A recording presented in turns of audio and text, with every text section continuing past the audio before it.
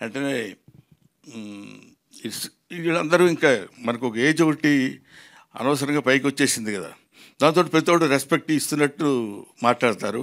నేను కూడా వాళ్ళని రిసీవ్ చేసుకున్నట్టు నేను మాట్లాడతాను. దాంతో ఇలాగ వీళ్ళందరూ కలిసి అద్భుతంగా యాక్ట్ చేసిన సినిమా. ముఖ్యంగా నేను కిషోర్ గురించి మాట్లాడితే బాగుండదు, కానీ కిషోరు కొన్ని షార్ట్లోనే నవ్వొచ్చేది. పర్టికులర్లీ రేపు మీరు సినిమా చూసిన తర్వాత నా ఫోన్ నెంబర్ ఎక్కడన్నా ఉంటే మీరు తీసుకుని నాకు చెప్పండి, నేను చచ్చిపోతానని వెళ్తాడు. మేము వెళ్లకుండా ఊరుకుంటాం, నేను గౌతమ్ ఇద్దరు, విత్ అవర్ పర్మిషన్. ప్రొడ్యూసర్ గారు ఇది ఒక్కటి చెప్పకుండా ఉండలేకపోతున్నారు. నేను చచ్చిపోతాను అంటాడు మా ఇద్దరితో. మేము అలా చూసి ఊరుకుంటాం. మేము నేను చచ్చిపోవడానికి వెళ్తున్నాను నేను అంటాడు. వెళ్ళన్నట్టు చూస్తాం. లేదులే రూమ్లోకి వెళ్ళిపోయి హ్యాపీగా ఉంటాను అని చెప్పి వెళ్ళిపోతాడు. అక్కడ ఆ సీను బహుశా మేము 6 టేకులు ఏమో చేసినట్టున్నాం దానికి. ఎందుకంటే ప్రెస్ షాట్లో నేను అవుతూనే ఉన్నా. అది ఒక్కొక్కళ్ళకి ఇట్స్ గివెన్ టాలెంట్. అందరూ అద్భుతంగా యాక్ట్ చేసిన వాళ్ళు ఉన్నారు.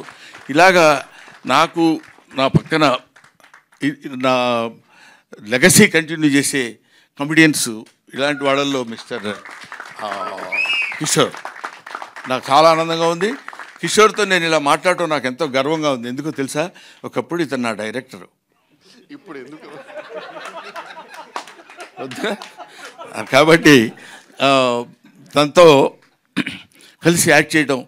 ఎందుకంటే నాకు గౌతమ్ మేము వీళ్ళంతా కలిసి ఉన్నప్పుడు ఎప్పుడు ఫ్రెండ్లీగా కూర్చొని సరదాగా మాట్లాడుకునే రోజుల్లో అలాంటిదే మనం అప్పుడు బిగినింగ్లో మనం దాన్ని ఏమంటారు అనౌన్స్మెంట్ వీడియో ఇచ్చినప్పుడు మా ఇంట్లో కలిసి కూర్చొని సరదాగా చేసినటువంటి వీడియో అది. ఇందులో చాలామంది యాక్టర్స్ ఉన్నారు. ఆయన దయాకర్ గారు, దయానంద్ గారు, దయ ఉంది కామన్గా, ఆనందం అయితే ఏంటి, కరుడు అయితే ఉంది.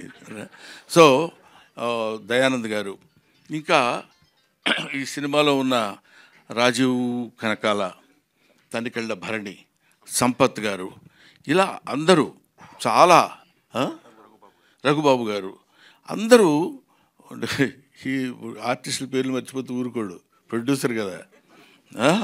కాబట్టి వీళ్ళందరూ కలిసి యాక్ట్ చేసిన సినిమా బ్రహ్మానందం.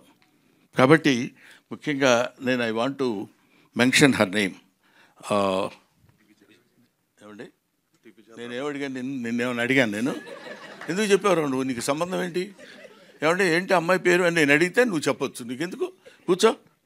అమ్మ నీ పేరు దివిజ కదా, దూరంగా ఉండు, 6 feet ఉన్నావు. నా అమ్మాయిలో ఉన్న సిన్సియర్గా చెప్పాల్సిన విషయం, వెరీ క్యూట్ యాక్ట్రెస్, యాక్ట్ చేస్తున్నట్టు అసలు ఉండదు. This is my sincere compliment to her. ప్రత్యేకంగా చెప్దామని మాత్రం నేను పిలిచాను. మిగతా వీళ్ళతో ఎక్కువ చాలా సీన్స్ లేవు, ఉన్న అంటే చాలా అతి తక్కువ. బట్ నాతో పాటు కంటిన్యూస్గా తాత తాత ఇందాక అలా అనగలిగిందంటే, నన్ను పిలిచినప్పుడల్లా అలాగే రాగానే తాతయ్య తాతయ్య అని పిలిచి మాట్లాడు, అతి న్యాచురల్గా, అంటే very natural actress. That is Divija. Anyway నన్ను లాస్ట్లో పెట్టినందుకు ఒక మాదిరిగా కొట్టాను అనుకుంటాను. పర్లేదా? మీ బ్లెస్సింగ్స్ ఉండాలి, ఎప్పుడు ఉంటాయనుకుంటున్నాను, లేకపోతే హెదిరిపోద్ది. Thank you very much, thanks a lot. Next దీనిలో దాన్ని ఏమంటారు, ప్రీ రిలీజ్ ఫంక్షన్కి అందరం కలిసి కూర్చుని దాని వ్యవహారం ఏంటో అప్పుడు చూద్దాం. అసలు దీనికి ఈ సినిమా తీయటానికి జరిగిన ట్విస్టులు ఉన్నాయి. ఆ ట్విస్టులు అన్నీ కలిపితే ఒక అద్భుతమైన సినిమా అవుద్ది, తెలుసా మీకు?